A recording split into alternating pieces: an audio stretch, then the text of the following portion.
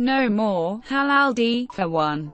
We can tell you nothing about the actual episode, only that it is apparently the very last. More on that later. According to the BBC, the show is being held back as a surprise for viewers. The BAFTA award-winning comedy has Peter and Sian reprising their roles as John Redmond and Kaylee Kitson. If you didn't know the setup, and there must be someone who doesn't, the couple are forced to commute together in a supermarket car share scheme, driving to and from work. The sounds a fictional and hilarious radio station Forever FM. Their antics, singing, dancing and riffing have kept a nation entertained as they slowly became closer with successive journeys. More significantly, there was also a scene with a monkey on the roof, one of the best TV moments I've seen. It's been an emotional journey over 2 series. Carshare viewers were left in dismay last year after Kaylee finally admitted her true feelings for John, but he refused to say how he felt as she stepped out of his car and seemingly out of his life for good. Fans immediately set up an online petition demanding a conclusion to the series. More than 100,000 people signed up. Tomorrow's finale will reveal just what happens to John and Kaylee, and whether they finally get together. When the show was announced last autumn, Peter said, "We were completely overwhelmed by the response, and even though we've no plans to write a 3rd series, we knew we couldn't end the story there, and fans would agree. The ratings have been well in excess of the 100,000 who signed the petition. If the BBC could commission another full series, no one would complain. Any interview with Peter and Sian will inevitably unfold like an episode of Carshare itself. The end of the last series had viewers raging, so will this new episode have the same effect? Who knows," says Peter with a shrug. "I just hope they won't be screaming at the telly again." Adds Sian, "Even I was screaming at the telly and I knew what happened." They were both surprised to hear that fans had set up a petition which, in TV terms, rarely has the desired effect. "Yes, that was crazy," says Sian.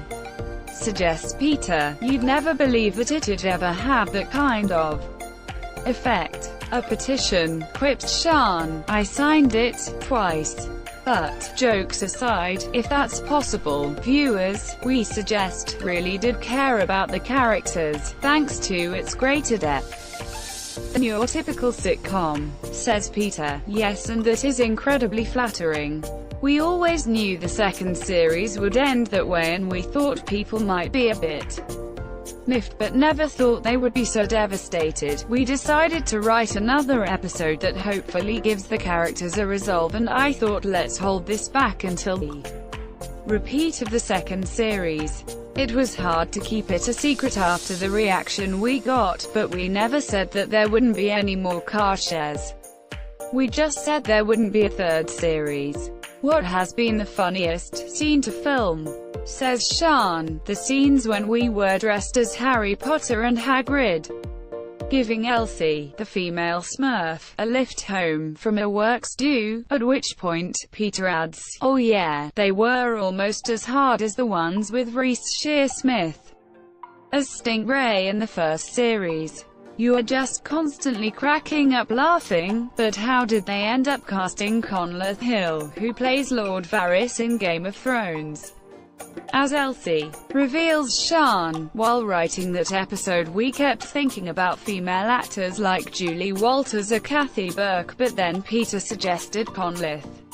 Continues Peter. "Conleth and I became very good friends after I met him while I was in the producers. I really think he's one of the funniest, most naturally talented people I know." He had already played Geraldine's mum in Britain's Got the Pop Factor, so I knew he could play a woman and I thought it'd be a lot of fun. Luckily he wasn't working on Game of Thrones, so was able to do it. Peter admits, however, that he's never seen a full episode of the fantasy drama. "I saw a bit of one once. He says, some bloke with a cage tied to his face getting his nose gnawed off by a rat. So we didn't want any of that, because my mum watches it, but Conleth was hilarious and we just couldn't film the scenes for laughing. We even had to come back the next night to finish filming it and we still laughed. There are some great outtakes. The duo discussed their fondest memories about filming the series, including Peter cooking many salmon stir-fries when Sian would visit his house where she was waited on hand and foot. Adds Peter, I loved the whole process, from start to finish, but editing is my favorite.